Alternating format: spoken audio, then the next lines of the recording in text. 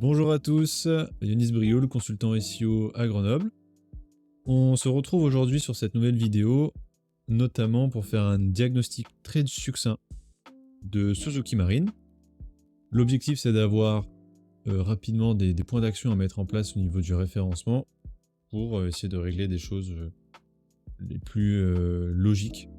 Donc voilà, donc on est sur ce site-là. Je suis fait un petit escalibro sur des choses très rapides pour voir ce qu'il faut faire rapidos.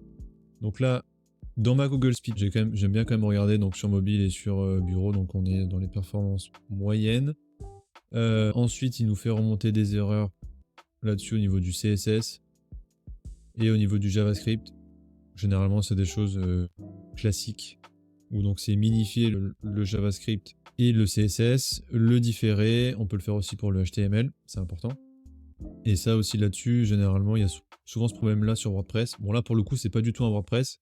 Je pense que c'est carrément un custom pour le coup. C'est même presque sûr et certain au vu de Suzuki. Enfin, en gros, ça signifie qu'il faut tout modifier à la mano. Donc c'est ces problèmes-là, hein. Minifier et différer le JavaScript, le CSS et le HTML pour gagner en temps de chargement. Autre point important aussi, que j'aime toujours faire quand je regarde un site internet, c'est de enlever le JavaScript. Et on voit ce qui se passe quand on enlève le JavaScript. Bah en fait, j'ai plus de header quoi. Alors ça peut paraître anodin, par contre c'est quand même important de le faire. Même le JavaScript, bah, quand il est enlevé, c'est problématique. Je pense pour la lecture de la page surtout, c'est quand même problématique pour l'indexation et aussi pour la compréhension de la page de manière générale. De même, je sais qu'il y a ce même problème là, notamment sur les fiches produits, j'avais regardé. Et donc là, voilà, si on va découvrir en détail, qu'on arrive sur cette page là, on se dit bon, bah cool, je peux choisir en noir et en blanc. Ok, bah en blanc, il n'y a rien du tout. Ah si, ok, donc en blanc, ça arrive. Donc il y a peut-être un petit chargement différé, un lazy load, comme on dit en anglais. Et si j'enlève le JavaScript, bah j'ai plus d'image. Donc ça là-dessus, c'est quand même problématique. Ça signifie, je pense, mon humble connaissance, que pas mal de choses sont chargées avec du JavaScript, qu'il y a pas mal de choses qui sont faites avec du JavaScript, et du coup ça peut être problématique, de ce que j'en ai compris, pour l'indexation de la page et la compréhension de la page. Donc ça c'est le premier point. Donc on a vu, si on résume un petit peu là-dessus, donc on a vu en fait qu'il fallait donc minifier le CSS, le JavaScript, le HTML, il faut aussi du coup le différer, tout ça là, notamment le JavaScript. On peut le différer en asynchrone, enfin après ça dépend de plein de choses de ce qui peut être fait. Alors sur WordPress du coup il y a un bon plugin que j'utilise, c'est Lightspeed Cache. C'est celui-ci, et ce que j'utilise aussi c'est notamment O2 Switch. Alors à tort ou à raison, là-dessus l'avenir le dira. J'ai quand même des relativement bonnes performances avec mes sites sur O2 Switch. Mais j'ai aussi, en fait, sur O2 Switch, on peut activer le cache serveur, de ce que j'ai compris. Et en gros, c'est le Lightspeed Cache, mais côté serveur. Et on a aussi l'extension qui fait le lien entre les deux. Donc ça aussi, c'est cool. Et c'est pour ça que WordPress et O2 Switch, en passant par ça, c'est super pour différer, notamment tout ce que j'ai écrit là, minifier et différer le JavaScript. Ce que j'aime bien faire aussi, donc ça c'est plus pour la partie technique, c'est de mettre un petit coup de Screaming Frog. Donc il y a un outil qui permet notamment de faire des audits, très grossièrement, de faire vraiment des audits techniques, mais de faire énormément de choses. Tellement de choses que je suis même pas au courant, mais il permet notamment je sais qu'on peut analyser avec les différents modes, là on peut analyser la SERP, on peut analyser vraiment des listes précises d'URL, on peut même scraper du contenu, on peut faire beaucoup de choses dont je n'ai pas honnêtement la connaissance. Néanmoins, ce que j'aime bien faire, c'est regarder un petit peu déjà toutes les URL qui sont présentes sur le site internet. Si j'ai pas des dingueries. Ok, par exemple, la page login, je sais pas si c'est bien nécessaire de l'avoir en indexation. On va regarder, login. Ok, donc ça s'appelle login erreur. Donc ça là-dessus, c'est quand même un peu bizarre. Ok, ouais, c'est plus pour un espace personnel. Pourquoi pas. De même, qu'est-ce qu'on a d'autre? Donc là, j'ai unsubscribe 1 qui est indexable. Donc ça... Donc là, du coup, ce que je fais, c'est ce qu'on appelle un opérateur, je crois, et ça permet en gros simplement de demander à Google de faire ressortir une URL qui est présente dans son index. Donc là, du coup, j'ai ce genre de pages-là qui n'ont pas lieu d'être.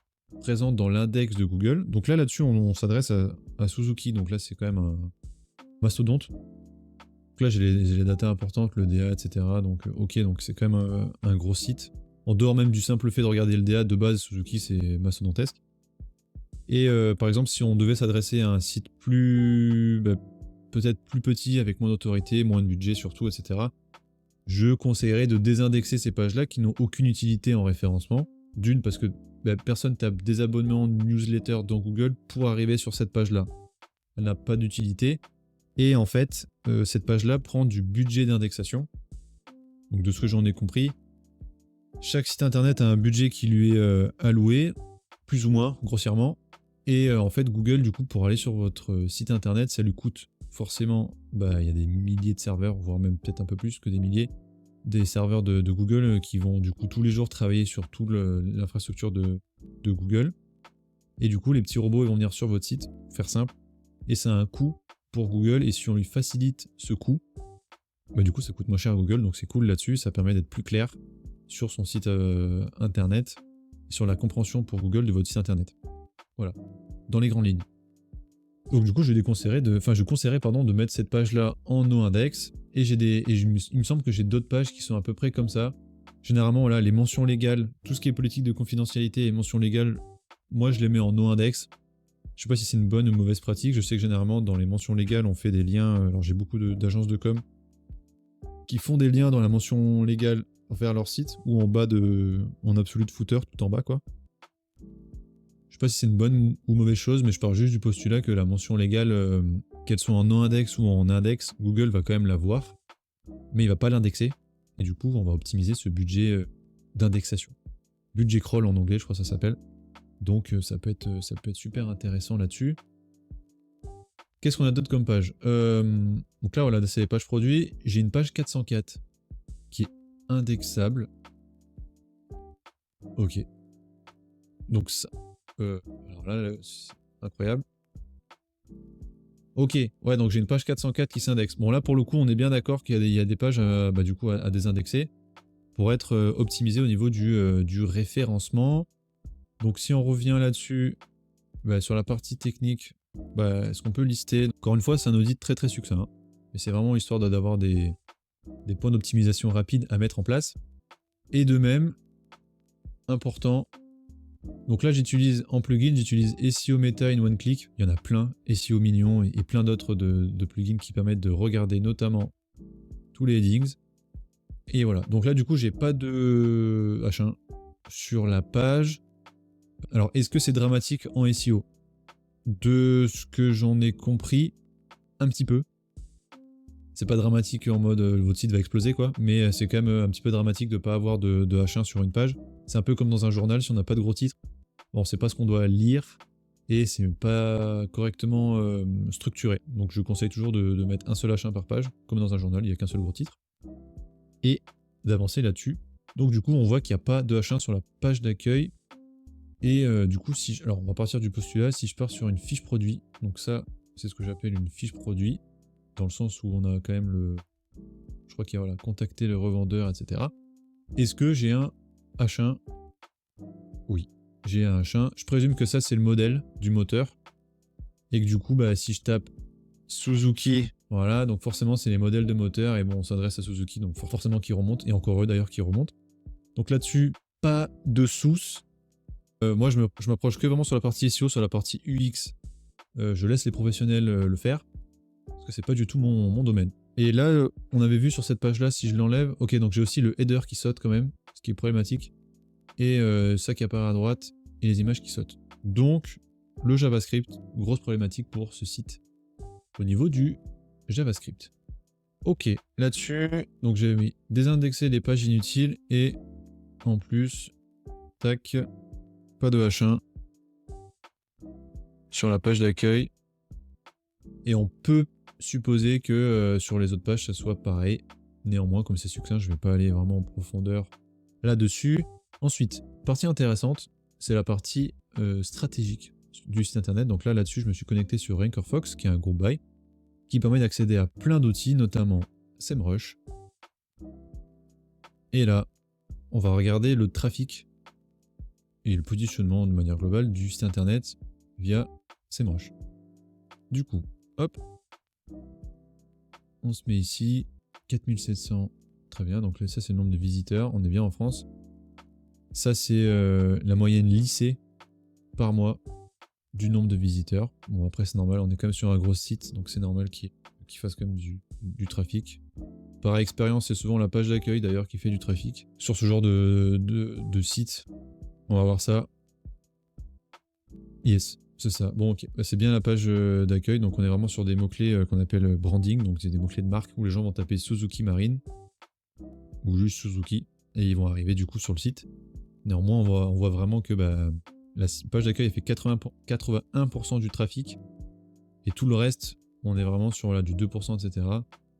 Et là, on commence à arriver sur les fiches produits. Donc globalement, ce qu'on voit, c'est que déjà pas toutes les... Il y a des pages comme ça là qui sont indexées, elles n'ont rien à faire là.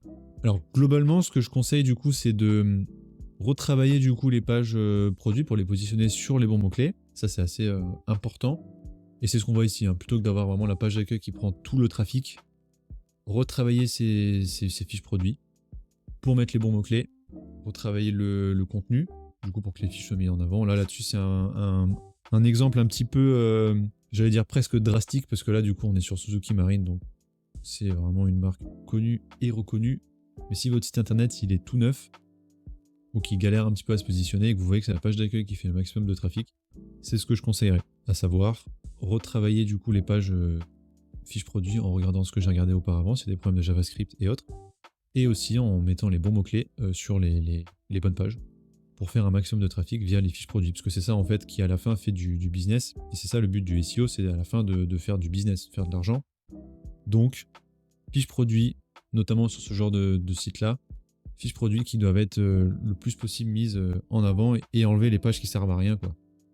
Typiquement, les pages, voilà, on a vu juste avant, là, les CGV, unsubscribe, historique, ce genre de choses, enfin, ça ne sert à rien.